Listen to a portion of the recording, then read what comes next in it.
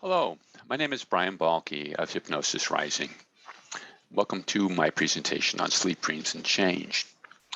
If you're here watching this, it may be because you're curious about sleep or dreams. But for many of us, it's important to understand sleep, which is something that we don't get to talk about because it's absolutely essential to our health and our mental wellness.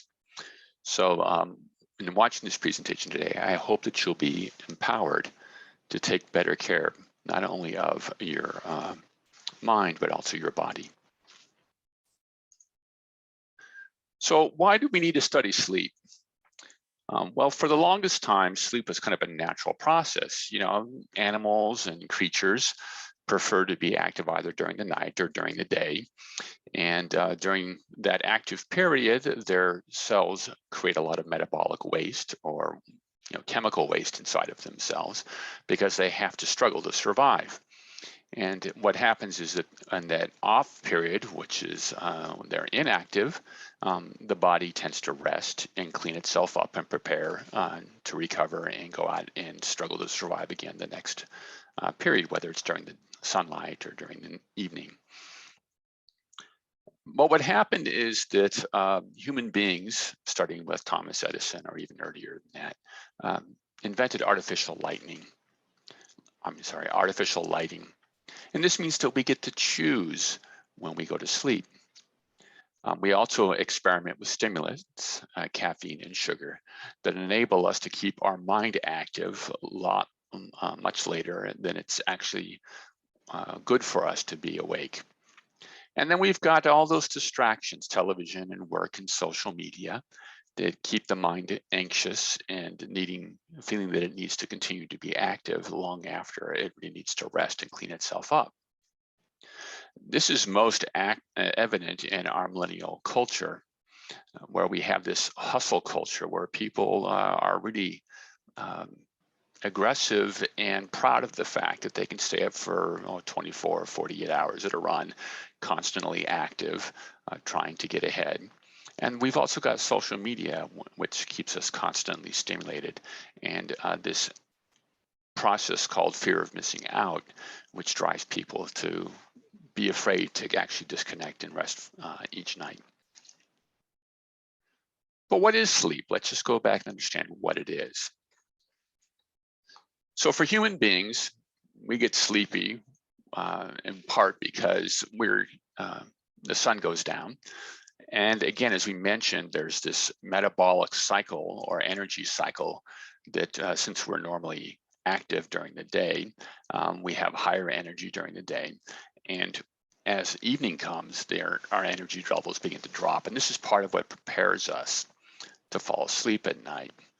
Some people wake up early and some people like to stay up late. And this is actually an evolutionary advantage to us. If all of the human beings fell asleep at exactly the same time in the evening and got up at the same time at night, well, that gives kind of like the predators, like the lions and the wolves, a good chance to come in and eat everybody. So this is a natural process, which is some of us wake up earlier and some of us wake up later. But this also changes as we age. Children tend to wake up an hour earlier than their parents do. Adolescents wake up a couple of hours later. And what's really important about this is that it gives them a couple of hours at the end of the night to kind of stay up and socialize with their peers and begin to develop their own relationships. The second factor that contributes to sleep is that the brain fills up with garbage, metabolic garbage or chemical waste during the day. And the primary one that affects sleep is adenosine. So this is the thing that causes us to feel a little bit fuzzy and the thing that coffee combats. So this too builds up during the day and kind of comes to a level that drives us to fall asleep at the end of the day. And then the final factor in falling asleep is there's a part of the brain called the substantia nigra, which produces a substance called melatonin. And that builds up during the day during exposure to blue light. And after it's been dark for a couple of hours and there's no more blue light being detected by the brain, then the melatonin is released, and this just hits us like a hammer and drives us all the way into sleep. So what happens is we're falling asleep. Well, first of all, we cool down. So our hands, feet, and face get warm and radiate heat out into the environment. And you see this young lady as she's preparing to sleep. She's got her hands well ventilated and her face well exposed so that she can radiate that heat and begin to cool her body down. Our brain waves slow. There's the beta state, which is when we're worried, the alpha state, which is when we're resting and awake. Theta is our dream state, and delta is kind of like our deep recovery and restoration phase of sleep. Beta is your brain is operating about 18 beats a second, and delta is all the way down about 3 beats a second. Then what happens is that your dreams, the mind prepares to dream at night. So the first thing that happens is that the senses shut down so that you can focus your attention on what you're imagining. And your motor control system gets disconnected so that if you imagine that you're running away from a lion, then you don't actually start running in your sleep. Falling asleep is a ritual, and it's very important that this is a repeatable pattern, falling asleep at the same time every single night, doing the same activities as you prepare to fall asleep. Because what's happening is that the conscious mind, the part of the mind that's active in the waking world and engaged with social life, needs to release control to the subconscious mind. And the subconscious mind is really only willing to do that if it believes that everything is under control and very safe. So you can see here that this young lady is, in order to prevent the exposure to the light at the studio, she's got a sleep mask on. So this is helping her to fall asleep properly. And then she has her little kitty masseuse who's getting ready to kind of relax her and massage her. And if you don't have a kitty masseuse, I strongly recommend that you find one. Okay, so once we fall asleep, there are phases to sleep. And as we're falling asleep, in the first phase, we go into a deep state called a non-REM sleep, which means that we're not dreaming. And this is a very beautiful process, which is that you end up having pulses coming out of your forehead, and they kind of wash over the brain from the front to the back, and a kind of a sequence of firing that seems to activate the entire brain in a very regular pattern. What also happens during this phase is that your brain has basically two kinds of cells in it. The neurons most people know about, and glial cells, which are kind of the scaffolding upon which the neurons kind of link themselves up. Well, what happens during non-REM sleep is that the glial cells shrink. And because they shrink by about half, what happens is that the cerebral spinal fluid, which contains all this waste, flows much more freely. And it gets drawn towards the blood supply and to the veins. The venous sinuses, what they're called. There's not really veins in the brain, but the venous sinuses. And they transfer their metabolic waste, that adenosine and everything else, to the bloodstream. And so this is a power wash where the brain really cleans itself out every night. And so you need really deep sleep, that delta state sleep, in order for your brain to recover and be ready to do its business again the next day. Then there's REM sleep, which is rapid eye movements. And what we see when we compare the brain states when we're wakeful and the brain states in REM sleep, that green and blue in this chart here, is that they're very similar states of sleep. And actually the brain is active as though it is awake. Now we go through this process in 5 cycles, 5 90-minute cycles during the course of the night, and the brain's doing different work in sleep in each one of these cycles. But the cycles start being very heavy in non-REM and that restorative sleep, and they become much more heavily involved with dreaming later on at night. And so what happens is in order to dream, the brain has to come up and become almost awake, and then it falls back down again. And so what happens sometimes is when we're in one of these states and there's something which makes the subconscious feel a little bit confused or concerted about what it's dreaming about, is that we will actually come and wake up briefly before falling back asleep to continue dreaming. Now, there are certain things that are well known to cause problems with our sleep cycle. The first is anxiety. So you've had problems during the day that you're worried about, and you can't stop thinking about them as you're going to bed each night. And what happens is, as a result of that, the subconscious thinks that this is the most important thing to dream about. And of course, most of the things that we're anxious about involve other people. And as social creatures, one of the ways to solve a social problem is to actually run away. And what better time to run away than when everybody else is asleep at night? This goes back to, when animals were relating to each other and they also have social stress. They would have an opportunity to get away from their social situation without being confronted by the dominant wolf or the dominant monkey or whoever it was that was oppressing them.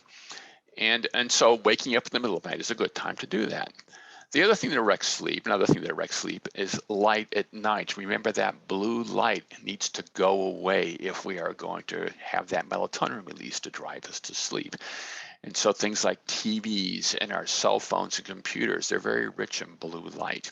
And this is something that can prevent us from being able to go to sleep at the time that we really should. Stimulants are another problem. Caffeine lasts up to 10 hours in the bloodstream, or typically 10 hours. And so we don't really want to have any caffeine if we're going to get to sleep on time at night after about 3 p.m. If any of these things are affecting us, unfortunately, one of the things that we actually do is we take some kind of an anesthetic to help us get to sleep. Some people prefer alcohol. There are sleep aids and antidepressants. And the problem with these things is that they disorganize the ability of the mind to get synchronized in that non-REM state when those pulses are running out of the forehead and washing over the entire brain. So because one part of the brain is kind of suppressed, well, we don't really get into that deep sleep. And so we tend to sleep more lightly and don't get that good restful restorative sleep that we need. Unfortunately, all of these factors are self-reinforcing because we wake up the next day, our brain is full of garbage. We tend not to operate very well because our brain is full of garbage and is struggling most of the day to try to clean itself up. And so we don't perform very well in the social setting. We have anxiety, we have trouble controlling our impulses, and so we watch TV or we engage in social media far later than we should, and so this problem just keeps on getting worse. So why is sleep important? So this is a complex topic. I'm going to break it up into a couple of parts. One is to understand why how the mind is organized and why as human beings, it's really important for us to sleep. And in particular, why do we have a subconscious and a conscious mind? We're also look a little bit as to how sleep influences or participates in the process of behavior change, which will follow from the understanding of why we have a subconscious. Then we'll look at the benefits of sleep for brain development, behavior development, and our overall health. So this is a picture of our mind. This little circle is a picture of our mind. You can imagine that you're looking at somebody's face as we move through this. And when we're born, our mind is completely integrated, but it's having to organize itself. We're born and we don't have a whole lot of structure in the mind yet. And so we basically have two states. One is that happy state called homeostasis, which is, we're looking around and we're trying to interpret our sensory data. We're learning how to control our muscles. So we kind of flail around and we notice that we have sensations in our arms and legs and signals coming from our body as that's all going on. And so when we're in this state, we're trying to figure out how basically our equipment works. But every now and then something comes in which is threatening to us. And there's a very primitive part of the brain called the survival instinct. And what that does is that activates the fight or flight response. So we start to cry or flail around, draw attention to ourselves, and we don't know how to get out of that state once we enter it. This is one of the first problems that we have as children, is how to get back into a happy state once we've gone into this fight or flight state.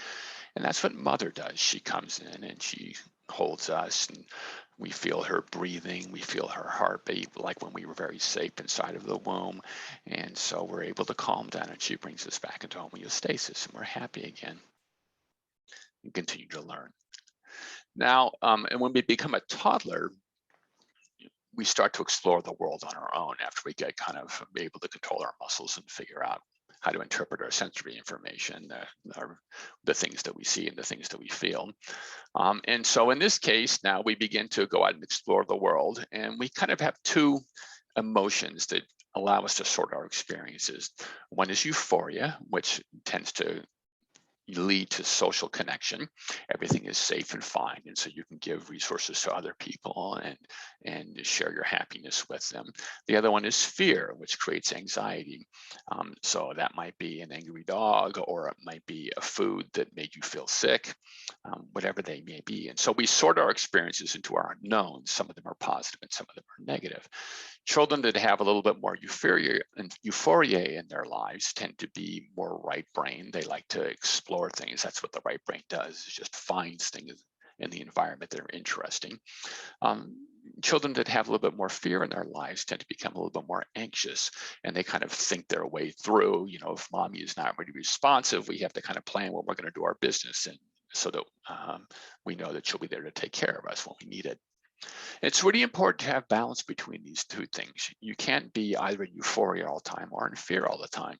You can't be the child that goes and licks all the frosting and all the cupcakes looking for the perfect one at the birthday party. And you can't be the child that hides under the bed when the guests come. So the state of balance between these two things is actually what's known as play, where both the right and left side of the brain are fully activated. And that balance is regulated by the thinking part of our mind. And it's our parents that teach us how to maintain that balance by providing us guidance as to what's appropriate and not appropriate in the world around us. Then what happens is that we go to school and we enter this much more complex social environment. And there's conflicts between what we do at home and what we do at school. So for example, it's bedtime, but we got a book report to do. Well, okay, the behaviors at home are very important. It's essential to our survival. So we just go to bed and we don't do our book report. Then we wake up and we go to school and we get an F in our book report, and our parents find out about it and they become angry with us.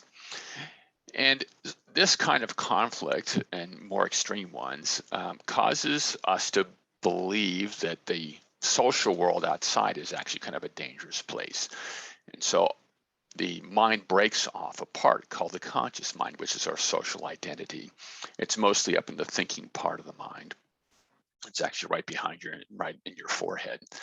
And there's a wall between the conscious mind and our subconscious behaviors, which is our survival behaviors that we use to stay alive, that we've mastered that enable us to stay alive. And so this wall set up between the two is called the critical mind. And now when there's some kind of a threatening event experience that happens, we don't adjust and modify our survival behaviors immediately. We kind of take care of the issues or situation as best as we can. And we wait until we fall asleep at night to figure out whether or not we actually want to adapt to that threatening situation that we experienced in the outside world, in the waking world during our daily activities. Or it might be an opportunity that made us really happy that we want to pursue. So this is why there's this break between the conscious and subconscious mind. And in fact, the conscious mind is far smaller than the subconscious mind. And when there's a conflict between the conscious mind and our survival behaviors and the subconscious tends to win. So for example, we know that we need to go into that elevator, but we had some kind of a panic attack when we were in the elevator once. We know it'd be really convenient to be able to go up and go to that restaurant, or be able to arrive upstairs without sweating when we need to see our boss, but we just can't bring ourselves to do it. And so we end up taking the stairs because the subconscious just panics. So how does learning occur in this situation? Well, we have our experiences during the day, they drop into our critical mind, and we fall asleep at night. The subconscious only reconsiders our behavior patterns, our deep survival behavior patterns, when it knows that everything is really safe. And that's when we're asleep at night. The muscles are turned off, everything is, it's dark outside, the people around us aren't active. And so then what happens is all the important events of the day drop into the subconscious mind from the critical mind. And the subconscious sorts them by emotional intensity and tries to figure out, whether or not they can adapt to those new realities with new behaviors. So this all happens in dreams at night, which is why sleep is so very important. It's actually when we do our most important behavioral adaptation. It's also the time in the deepest stages of sleep when the brain rewires itself. And that tends to progress through 3 stages, just as it does in evolution during development in the womb, which is first you get the brain stem, which is kind of your basic fight or flight response. And then you get the limbic system, which is in the middle of the brain, that purple section in the middle of the brain. That really has to do with emotions and socialization, and our memories and habits are formed in that part of the brain. And then last develops what's called the neocortex, and this is all of our higher thinking processes. And if there's any kind of a insult to the brain, or such as an illness or something like that during development, then this can affect the development of the different parts of the brain. Now, fortunately, that development can occur after birth. It just means that the parents need to understand, and the caregivers need to understand how to stimulate the development of those parts of the brain in a way which is far more conscientious or structured, because it didn't occur naturally when we were in the womb. But as we age, also the brain rewires itself. When we're a child, our brain is designed to gain experience, and there's lots of extra connections inside of it. When we hit adolescence, the brain really simplifies itself. It drops a lot of neurons, because what's happened is it's time to learn how to compete with our peers. We've kind of decided, relative to our friends and those around us, what we're really good at. And so we're going to emphasize and focus on using those skills to be able to have influence in the world. As an adult, we get far more activity up in the prefrontal cortex, that's just right behind your forehead. That's why it's called the third eye, which is learning how to socialize, how to be effective in complex environments, and to recognize the difference between the behaviors that we need to manifest with our friends, with our children, at work, with our spouse. And so that part of the brain is much more deeply active when we're an adult. And in fact, the final stages in development of those capacities doesn't occur until we're about 26 years old. And then finally, as elderly people, what ends up happening is that the brain focuses more on protecting what we have, and deciding what's really important to pass on to the next generation. Our memory also is formed. And we had said earlier on that during the day we accumulate memories in the critical mind, which is in a part of the brain called the hippocampus, specifically, that stores these daily memories. And what happens is that when we fall asleep at night and go into that first stage of deep non-REM sleep, those memories appear to be transferred from the hippocampus out to the gray part on the bumpy part on the outside of the brain, which is the cortex. And so what happens is that we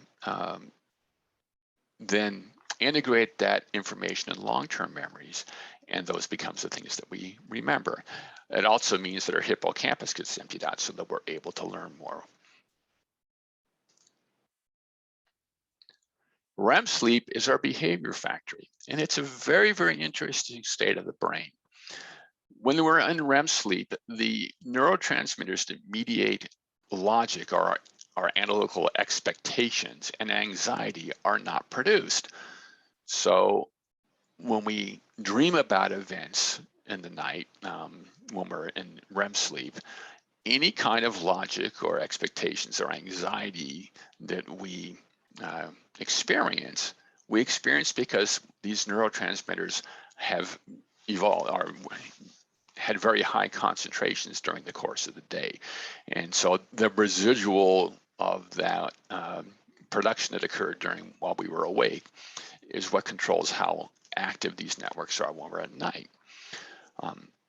This is a really beautiful part and a beautiful mechanism for healing from unpleasant experiences, which is that once we get to be in a safe social circumstance and we're no longer producing that anxiety neurotransmitter, what happens is that we dream about those experiences at night, and we're no longer afraid of them. And so the brain just begins to release them and let go of them. So this is one of the beautiful natural mechanisms in the brain that helps us to release traumas that have occurred to us. So how does that dreaming occur? How does it structured? So the first part of the night, basically, we're replaying in that stage of transferring memories. We're replaying the events of the day.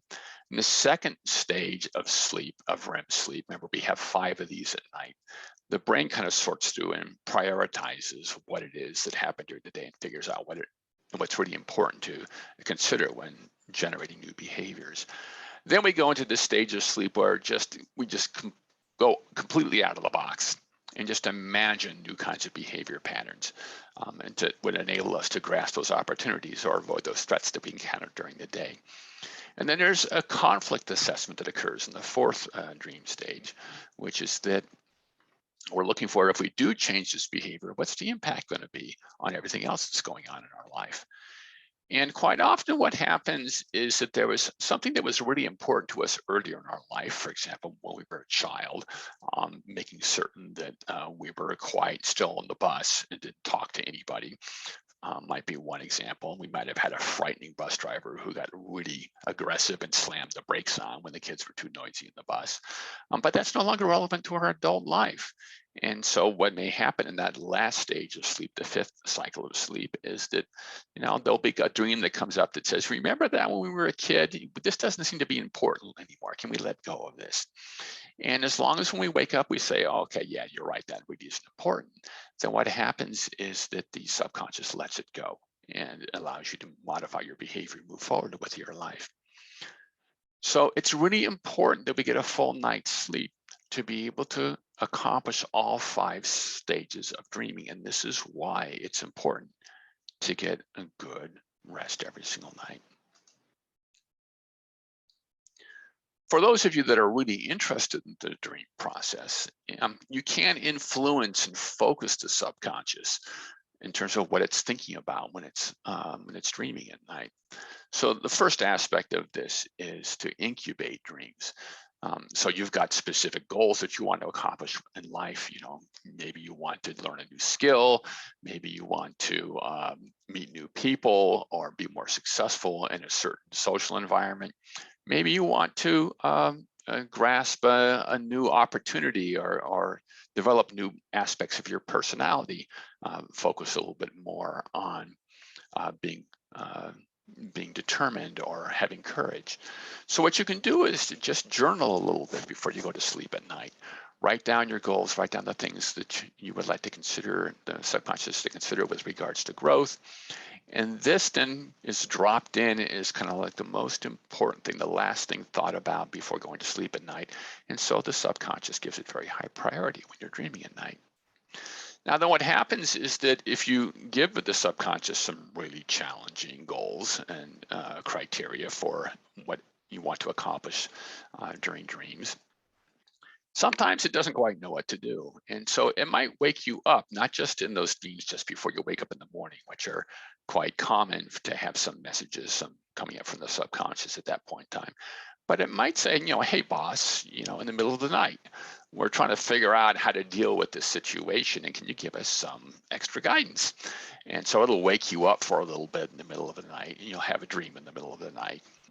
And it's really important to be able to record these. So if you are actively engaged in this process and trying to facilitate the work of the subconscious and changing your behavior, then keep the pad of paper and a writing instrument by your desk and have a dim light. You don't want to wake up all the way, but just record your dreams immediately as they wake up, because what's going to happen is that, remember, your mind is in this kind of like this free associative state with just random images and things like that. Is it trying to figure out how to solve these new problems?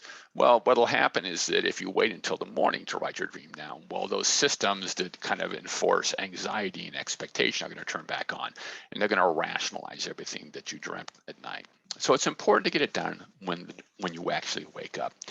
And then you can either yourself analyze the dream, or you can see somebody who can facilitate that for you. And then you can continue to try to say, hey, this didn't really make sense last night. So you go back to the journaling stage and the incubation, which is to ask for more guidance and get more insight with new dreams, and ask the subconscious to actually provide you more information. Now, there's a very important stage in this process, which has become very popular in the public right now, which is lucid dreaming. And this is a process whereby people are trained or train themselves to actually be able to wake up in the middle of their dreams and to actually begin to influence them. My recommendation is that you don't actually try to achieve this state. This is something that will happen naturally as you begin to incubate and refine your dream process. Basically, the subconscious is concerned that it needs to do this work of evolving new behaviors without social considerations, the pressures from outside you dominating the outcome.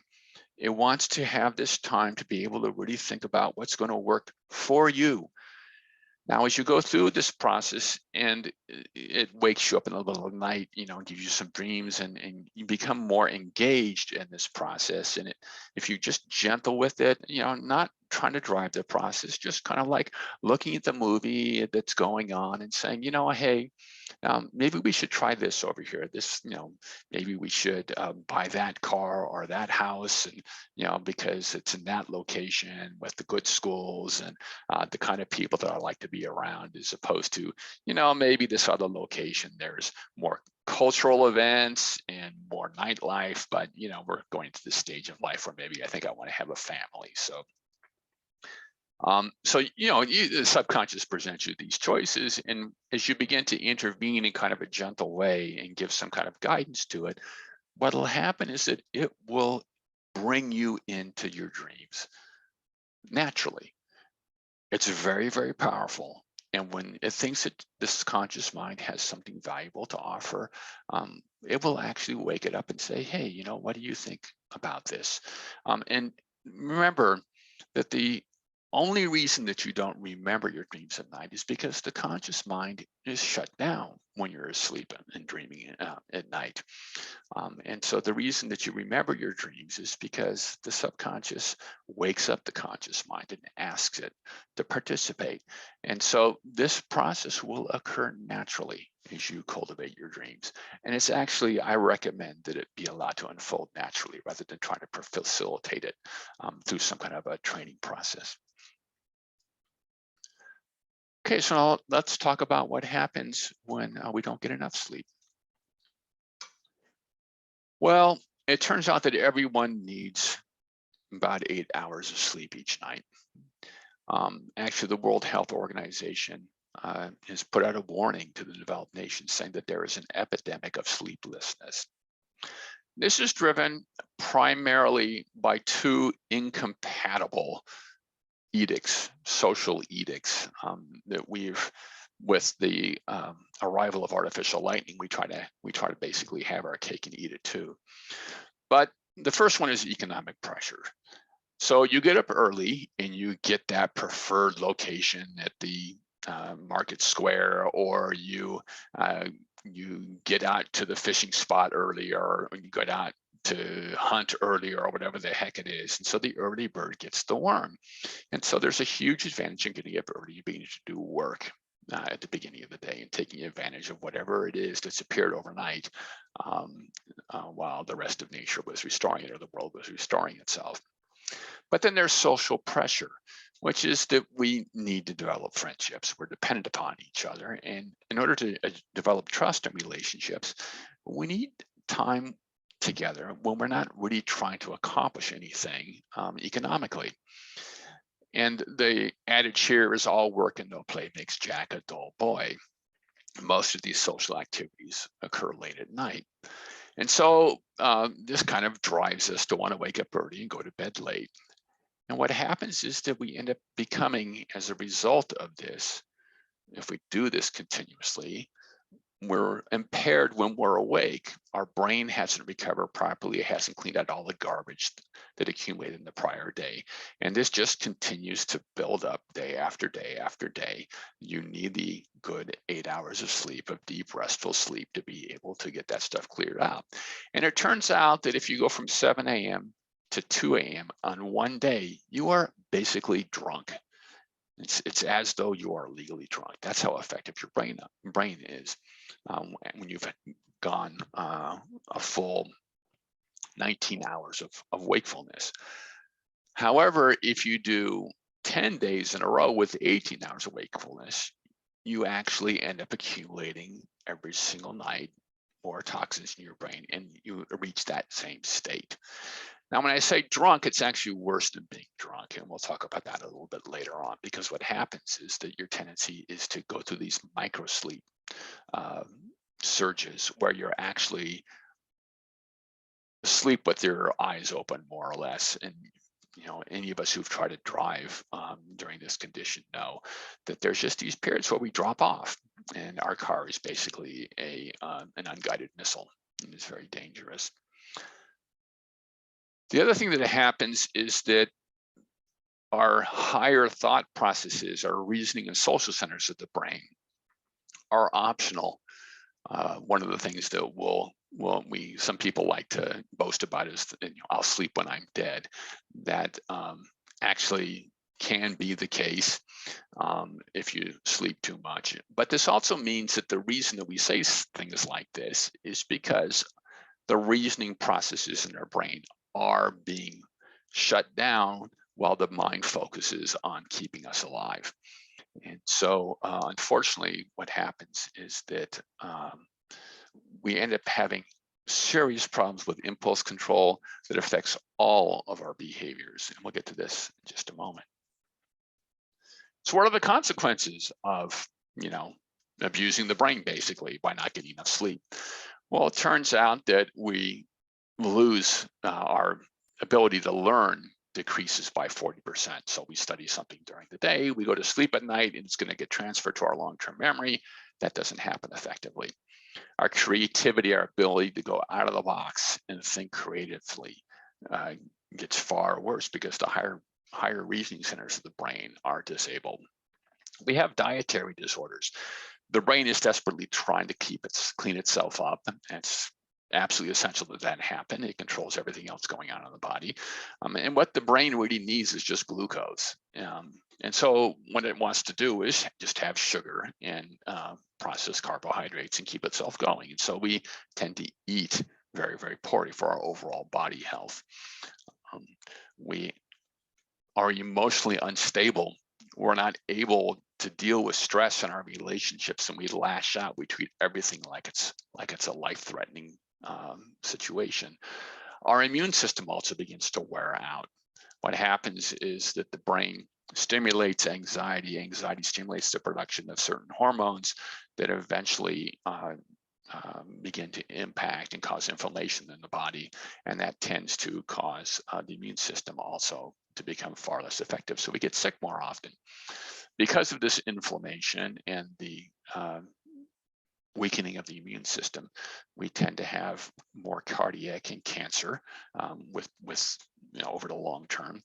We have, as I mentioned before, challenges with automobile accidents, but also anytime that we're dealing with any kind of dangerous equipment, we tend not to be able to control ourselves properly, and we have accidents. And last, we've got a predisposition to dementia because the waste that's building up in the brain eventually hardens into plaques and begins to choke off the neurons, which is common to almost all of the forms of late onset dementia. The economic consequences of this are about $500 billion a year. In the nightmare scenarios, if you don't dream, if you don't get enough sleep to be able to dream each night, well, your brain needs to process the experiences that you had, and so you begin to hallucinate. One of the most common ways of creating hallucinations in military camps is to actually deprive people of sleep, and they begin to have hallucinations. And then if it continues for long enough, lack of sleep or the inability to sleep. If you're wakened up constantly when you're trying to sleep, you'll actually end up dying. But there's also, some experiences that people have that enable them to actually use sleep to be more effective. And so here's Thomas Edison, and you'll see this picture of him on the left before he invented the electric light, and then on the right side you'll see him 2 weeks after he invented a light bulb, and the consequences of him trying to not. Well, actually, that's just a joke. That's not real. But Thomas Edison was a Renaissance man. He was an inventor, an entrepreneur, and a political activist. And all of these things were focused on electrifying our lighting system. This is the invention that created the option that we have to not sleep as much as we really need to. But he had a very effective mechanism for actually dealing with when he had mental blocks and problem solving, which is an idea system. He would put a steel bowl underneath his chair, by the side of his chair. It was a kind of a barber chair. So he would lie in the chair holding some steel marbles in his hand and lie back and fall asleep. And what happened is that you go through this NREM stage, which is to reset his daily memory and kind of declutter that working part of the mind, so that it could actually have new ideas formed inside of it, and capture new ideas inside of it. Then you go into REM sleep, which is this state of creative association we've talked about. And when you go into REM sleep, your muscles relax, and the steel marbles would fall out of his hand and clatter in the bowl, and he'd wake up, and he'd find that he would have new ideas about how to solve the problems that he was struggling with. So we can, again, do things with our sleep process. We see this kind of a technique quite obvious, perhaps, in the siesta system that used to be practiced in some of the Mediterranean countries, Spain and Greece. Part of that may have been just taking a rest in the middle of the day in a natural way and allowing your brain to reset so that you can get up and be effective and active for the rest of the until the sun went down at night. We also remarked that Greece abandoned the siesta system during the era of modern medicine, and they actually observed quite a large increase in cardiac and dietary problems once the siesta system was actually legislated against by in Greek society. So how do we improve our sleep process if we've got difficulties? Well, hypnotherapy, when you're having trouble sleeping, quite frequently it's because the social conscious mind and its anxieties is not letting go and ceding control to the subconscious at night so that it can do its work. The conscious mind is very chatty. It thinks it's very, very important, and so when things are not going right, it tends to try to take control and not allow the subconscious to do the things that it needs to do. So one of the things that we do is we buck the subconscious up and we get you into trance, and we talk to the subconscious and tell it that sleep is really, really important.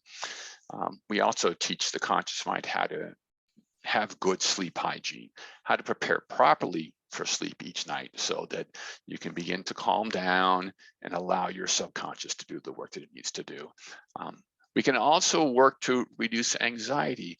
Quite frequently, when you step back and really talk with somebody about the things that are causing you anxiousness, what you realize is that often they are illusions or manipulations created by other people that are really not as severe and serious as they make them out to be.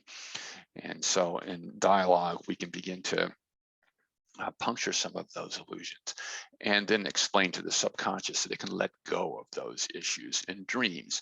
So we'll also incubate dreams by the subconscious, tell it what's really, really important, what it should be focusing on, so that it can let go of anything that's not effective for you and to amplify whatever is going to create new opportunities and bring you satisfaction.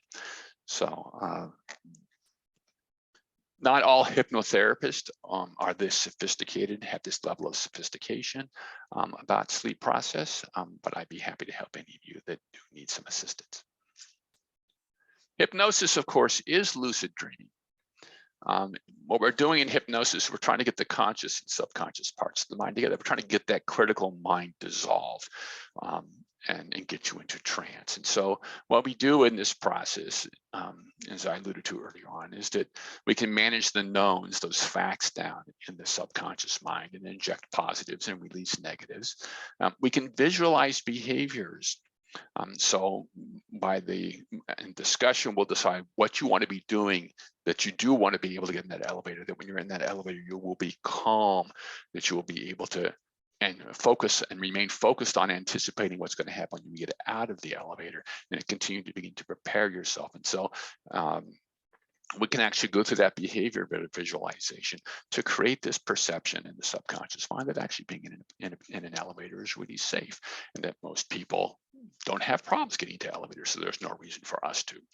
So this is also part of what you can do, and which is a form of really of lucid dreaming, guided lucid dreaming, where the hypnotherapist is leading you through this.